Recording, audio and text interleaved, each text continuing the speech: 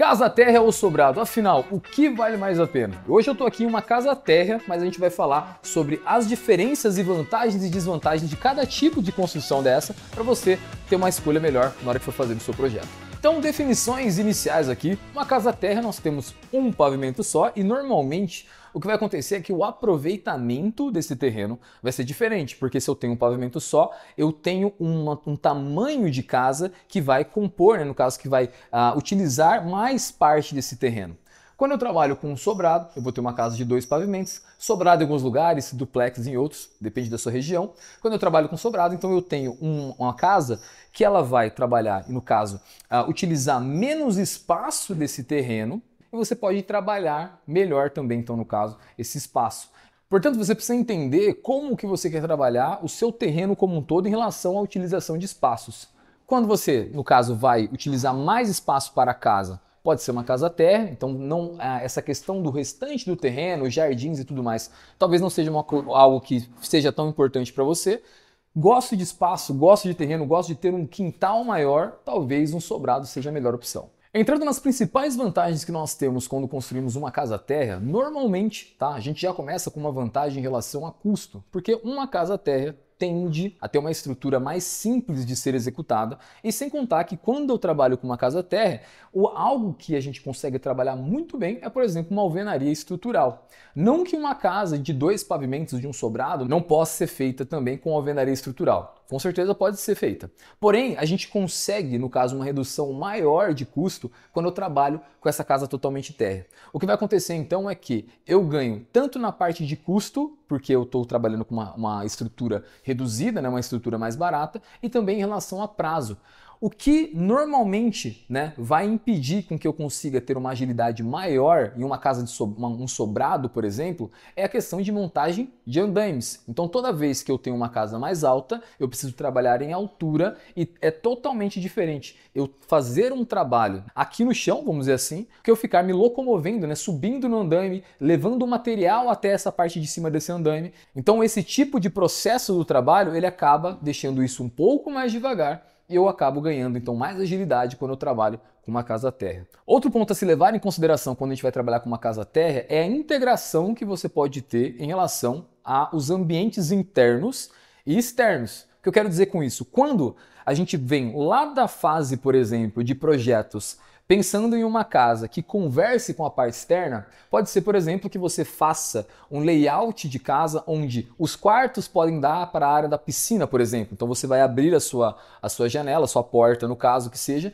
e você vai ter acesso, né, no caso, uma visão de todo o seu quintal, da sua piscina ou até mesmo do seu jardim. Então essa é uma integração que para algumas pessoas faz sentido, para outras pessoas nem tanto. O que acontece muitas vezes em sobrados é que os quartos são destinados à parte de cima, pois são a parte íntima da casa.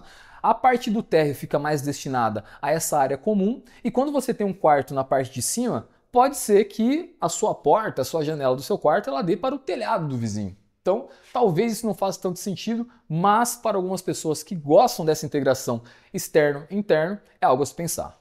Outro ponto importante não é só nessa facilidade que nós vamos ter de trabalho em relação ao tempo de obra, mas também no uso dessa casa. No dia a dia, por exemplo, é mais fácil se locomover em uma casa térrea, principalmente se a gente tem idosos nessa casa. Então, se, né, há a possibilidade de, por exemplo, a mãe vir morar um dia, algo nesse sentido, né, a mãe mais velhinha, trabalhar com uma casa térrea vai ser muito melhor. Eu falo isso de experiência própria, pois um tempo atrás minha avó veio passar um tempo com a gente, minha casa, a casa dos meus pais no caso, né? É um sobrado e o que a gente fez? A gente teve que improvisar um quartinho para ela ali no térreo, para que ela não pudesse, né? Ela não precisasse, no caso, ficar subindo e descendo escada. E além disso, né? Tenho 2 crianças pequenas de 2 anos que toda vez que vão na casa da minha mãe também ficam querendo subir para lá e para cá. Então, crianças pequenas e idosos para uma casa sobrada é algo que tem que ser pensado com calma se você tiver aí na sua casa. Outro ponto importante também na mesma questão de facilidade de locomoção para uma casa térrea é a questão mesmo de móveis, né? Móveis ou mesmo um equipamento. Às vezes você tem um sobrado onde sua área gourmet é lá na parte de cima. Você vai ter que subir uma geladeira para lá, você vai ter que subir móveis para lá. Então sempre, né, que a gente trabalha com sobrado, isso fica um pouco mais complicado e é mais trabalhoso, né, tanto na fase de execução, na parte de obras que a gente está falando, quanto no dia a dia. Portanto, esses são alguns pontos que precisam ser analisados se você está pensando em construir uma casa térrea. Entrando nas desvantagens da casa térrea, o que nós temos? Principal em relação a custo é a parte de cobertura. Se você tem uma casa térrea, você terá uma cobertura maior, uma maior área de telhado, uma maior área talvez de laje impermeabilizada, se for o caso. Então, o seu custo em relação à parte da cobertura normalmente vai ser superior ao custo de um sobrado, porque normalmente na hora que eu sobreponho, né, eu tenho a parte térrea e sobreponho, né, a parte de cima do sobrado, eu vou ter uma área menor de telhado aqui, e mesmo que eu tenha mais uma parte ali que fique só no térreo, né, que a gente tem uma parte só térrea, vamos dizer assim, dessa casa, mesmo assim vai ficar menor esse telhado do que uma casa completamente térrea. Então, portanto, normalmente essa cobertura de uma casa térrea vai ser maior do que um sobrado, e é importante pontuar que o custo da cobertura é um dos maiores que nós temos dentro de uma construção, portanto, é bom colocar isso na ponta do lápis. Outra questão para se avaliar em relação a uma desvantagem, vamos dizer assim, de uma casa térrea é que você vai precisar